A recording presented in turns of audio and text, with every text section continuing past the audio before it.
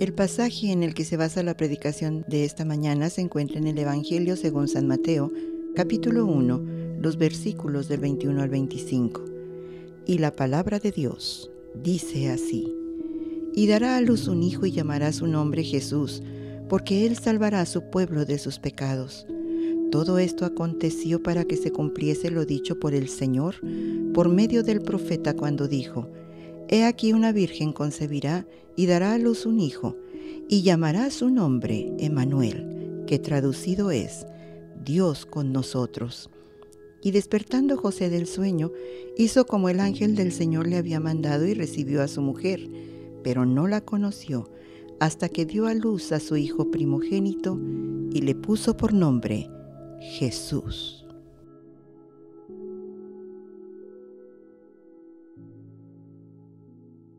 Dios nos bendiga, felices de reunirnos una vez más en torno a la palabra de nuestro Dios. Les invito a que mantengamos nuestras Biblias abiertas en el Evangelio según San Mateo, capítulo número 1. En el año 2013, la ley del registro civil del estado de Querétaro otorgó autoridad a sus oficiales para negar el registro de niños por nombres que a su criterio fueran inapropiados.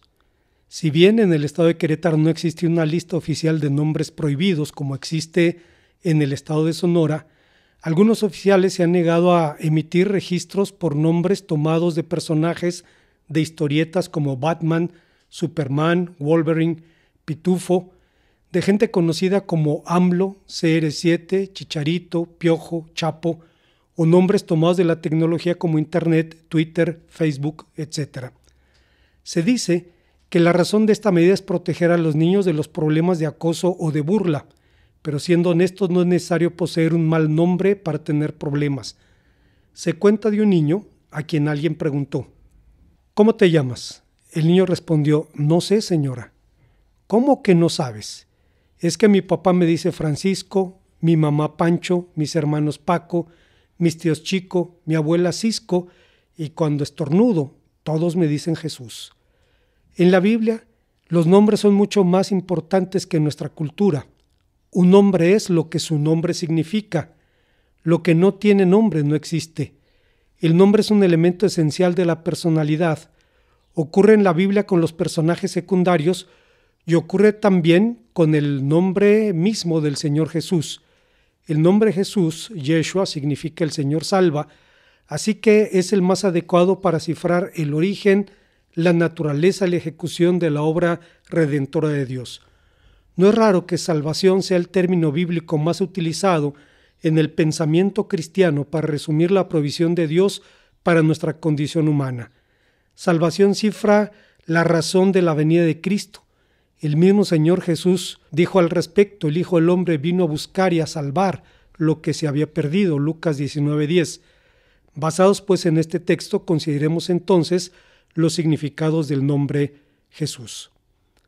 Antes de hablar de los significados del nombre Jesús, debo decir que en los últimos años en nuestro mundo evangélico se ha popularizado el uso de hebraísmos. Dios ya no es Dios, ahora es Elohim o Elohim. El Señor ya no es el Señor, es Adonai, Hashem o incluso Yahweh, con todo y que la W no existe en el hebreo clásico. Jesús es Yeshua y Cristo Hamashiach.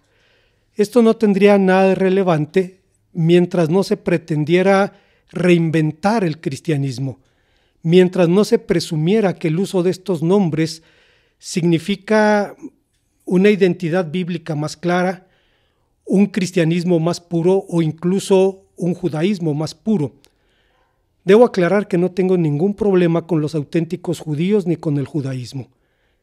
Es un pueblo con el que tenemos una deuda inconmensurable de la que habla el apóstol San Pablo en su carta a los Romanos capítulo número 9.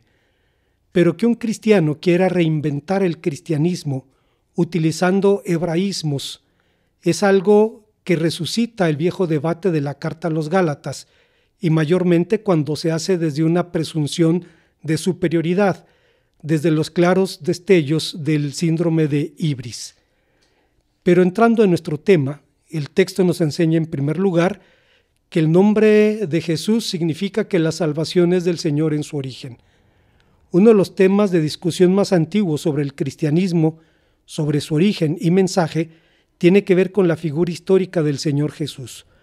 Durante mucho tiempo se cuestionó la historicidad, afirmando que tanto él como el resto de los protagonistas del Nuevo Testamento eran simples ficciones literarias. La base para tales afirmaciones se encuentra en la escasez de referencias a su persona en fuentes históricas no cristianas. En ese tenor, Isser Ginsburg, un autor judío, dice que no debe olvidarse que Jesús en vida fue una personalidad harto insignificante, desempeñó un papel reducido y ejerció una influencia muy pequeña en la vida de su pueblo. El joven y entusiasta soñador del lejano Villorrio de Nazaret no llamó al parecer mayormente la atención a sus contemporáneos, siendo esta la causa por la cual se habla tan poco de él en fuentes antiguas. Declaraciones de esta naturaleza no deben ser motivo de escándalo, de inconformidad para los cristianos, pues reflejan parte de la realidad. Desde el propio anuncio profético sobre el nacimiento del Mesías, Dios tendría que persuadir a la aldea de Belén sobre su futura importancia espiritual. Y tú, Belén, de la tierra de Judá, no eres la más pequeña entre los príncipes de Judá, porque de ti saldrá un guiador que apacentará a mi pueblo Israel, dice Mateo capítulo 2, versículo 6, citando al profeta Miqueas capítulo 5, versículo 2. El mismo Señor Jesús, quien hizo la proclamación del reino su mensaje, contó sobre este reino la siguiente parábola. El reino de los cielos es semejante a la levadura que tomó una mujer y escondió en 3 medidas de harina hasta que todo fue leudado. Mateo 13:33. Es verdad que en un principio ni judíos ni romanos dieron mucha importancia a Jesús y a su mensaje, pero con el tiempo tuvieron que aprender a tomarlo muy en serio. Pero más allá de cualquier especulación, el mejor testimonio que sobre el Señor encontramos proviene de los documentos del Nuevo Testamento. Dicho testimonio fue escrito por creyentes y para creyentes, y por tanto mira al Jesús total, es decir, lo mira con los ojos de la historia y con los ojos de la fe. ¿Qué dicen sobre el Señor Jesús y su participación en la salvación los documentos del Nuevo Testamento? Nos dicen que la salvación de los hombres es el anhelo del corazón de Dios y que en consecuencia es el propósito del propio corazón del Señor Jesús. En virtud de lo anterior, Dios ha tomado la iniciativa en nuestra redención, como dice Pablo en 2 los Tesalonicenses 2:13 y 1 Timoteo 2:4, por lo que en las doxologías del Apocalipsis, en el capítulo 7, versículo 10 y 19, versículo 1, la salvación es una prerrogativa divina. Nos dicen que el Señor Jesús es el núcleo de la salvación que Dios obra, por lo cual fuera de Él no hay salvación, dice Hechos capítulo 4, versículo 12. En consecuencia, el Señor es tanto el precursor, como dice Hebreos 6:20, como la esencia y el motor de la salvación divina, Hebreos 5:9. Finalmente nos dice que los hombres somos responsables de dar respuesta al llamado de Dios, 1 Corintios 6:1 y 2, porque rechazar dicho mensaje implica la muerte eterna, según Juan 3:36. Hay una segunda enseñanza que encontramos en nuestro pasaje. Estamos hablando de los significados del nombre de Jesús, y ese nombre significa que la salvación es del Señor por naturaleza. Una segunda objeción popular al mensaje cristiano tiene que ver con la figura bíblica del Señor Jesús, pues su doble naturaleza divina y humana dio origen a proverbiales polémicas durante los primeros siglos de nuestra era. Por esa razón, basados en las irrefutables evidencias de las Escrituras, los autores del Nuevo Testamento primero y numerosos pensadores cristianos y concilios eclesiásticos después sostuvieron de forma inamovible esta doctrina. Como ejemplo de esto, Irineo de León dijo: Jesucristo, que es del linaje de David, hijo de María, que nació verdaderamente y comió y bebió y fue perseguido verdaderamente bajo Poncio Pilatos y verdaderamente clavado en la cruz a la vista de los moradores del cielo, de la tierra y del infierno, el cual además resucitó entre los muertos por la virtud del Padre, a cuya semejanza nosotros, que creemos en Él, nos resucitará su Padre en Cristo Jesús, fuera del cual no tenemos vida verdadera. En el mismo tenor, el credo niceno, compuesto en el 325 después de Cristo, formuló la siguiente declaración: Hijo unigénito de Dios que nació del Padre antes de todos los siglos, luz de luz, Dios verdadero de Dios verdadero, engendrado, no creado, de la misma naturaleza del Padre por quien todo fue hecho, quien por nosotros los hombres y por nuestra salvación bajó del cielo, se encarnó del Espíritu Santo y María Virgen, se hizo hombre, fue crucificado por nosotros en tiempos de Poncio Pilatos, padeció, fue sepultado y al tercer día resucitó conforme a las Escrituras. Es necesario aclarar que mucho antes de que los credos fueran empleados con fines litúrgicos, es decir, como rezos, fueron contundentes confesiones de fe del cristianismo primitivo. Asimismo, que con toda su solidez y exactitud doctrinal, ni las formulaciones de los padres apostólicos ni las declaraciones de los credos dieron origen a la verdad. Simplemente intentaron plasmar en términos accesibles la verdad que encontraban en las Escrituras. Pero ¿qué importancia tiene que en el marco de la redención del hombre, el Señor Jesús sea Dios y hombre a la vez? La importancia de este hecho radica en la bendición de la cercanía con Dios y con los hombres. Significa que como hombre Jesús conoce y entiende nuestras debilidades, limitaciones e imposibilidades, pero como Dios provee una solución divina a nuestros males. La salvación prometida era algo que solo Dios podía realizar. En síntesis, para salvarnos Dios no vino con su plena gloria de Dios, sino más bien como un hombre y como tal se autolimitó, escondió su gloria, siendo Cristo uno con Dios e igual a Dios, al hacerse como uno de nosotros, tomó forma de esclavo y fue capaz de compartir nuestras tristezas, llevar nuestras cargas, expiar nuestros pecados y unirnos a Dios. Por esta razón, Karl Barth, el llamado Santo Tomás del protestantismo, afirma que paradójicamente es en la humillación de la cruz donde la divinidad de Cristo se revela más plenamente. En la humildad, bajeza y sufrimiento de la cruz, el Dios verdadero manifiesta su verdadera naturaleza divina, que es su libertad de amar a la humanidad de esta manera, en contraste con todos los dioses falsos que no pueden hacerlo. Hay una tercera y última enseñanza en nuestro pasaje. Estamos hablando de los significados del nombre de Jesús, y este nombre significa que la salvación es del Señor en su ejecución. La Biblia enseña que la salvación es una obra divina, porque como sabemos, todas las religiones del mundo tratan de construir puentes desde el hombre hacia Dios. Esos puentes pueden sostenerse sobre prohibiciones, mandamientos, sistemas morales, sacrificios, etc. Pero en el cristianismo es Dios quien ha tendido un puente desde Él hacia nosotros, y ese puente es su Hijo Jesucristo.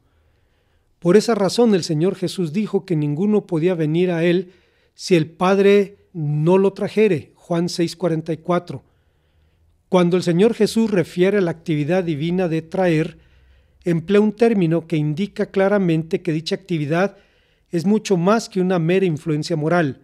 El Padre no se limita a aconsejar, mucho menos a rogar. Trae a los hombres a Cristo. Aquí el verbo traer es el mismo que se emplea en Juan 21:6, describiendo a la red llena de grandes peces que fue arrastrada a la orilla del mar de Galilea.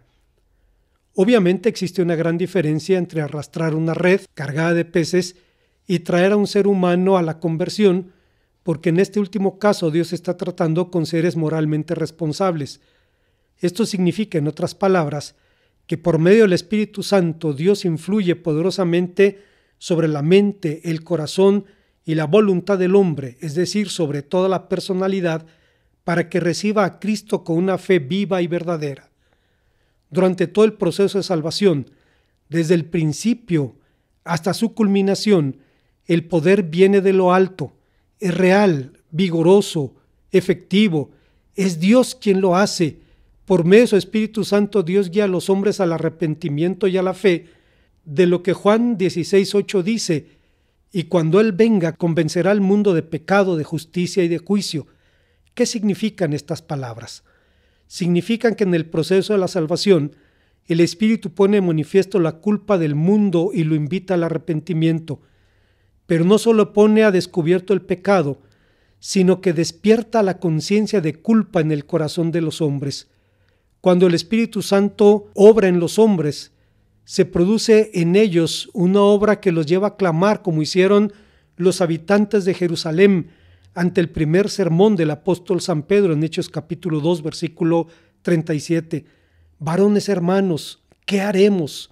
Así pues, si el nombre Jesús significa el Señor salva, y Él es el autor de la salvación, es entonces el único que puede establecer las condiciones de la misma.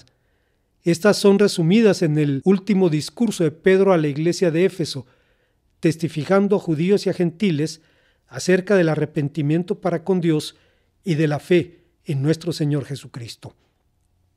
Como conclusión, comentando Hechos 19, 11 al 19, donde Lucas narra un incidente con exorcistas judíos que empleaban el nombre del Señor Jesús en sus rituales, el erudito F.F. Bruce dice que esta práctica no se limitaba a los judíos no cristianos, sino que incluso exorcistas paganos lo hacían.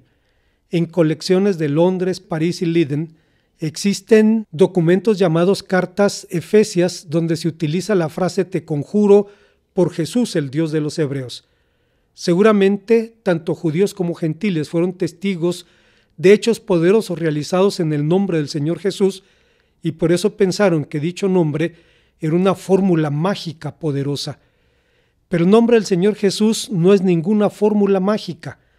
Cuando el ángel anunció a José el futuro nacimiento del Señor Jesús, lo hizo por medio de un singular juego de palabras, y llamará su nombre el Señor salva, porque Él salvará a su pueblo de sus pecados. El nombre Jesús es en sí mismo una poderosa declaración evangélica. Dicho nombre cifra el origen, la naturaleza y la ejecución de la salvación de parte de Dios.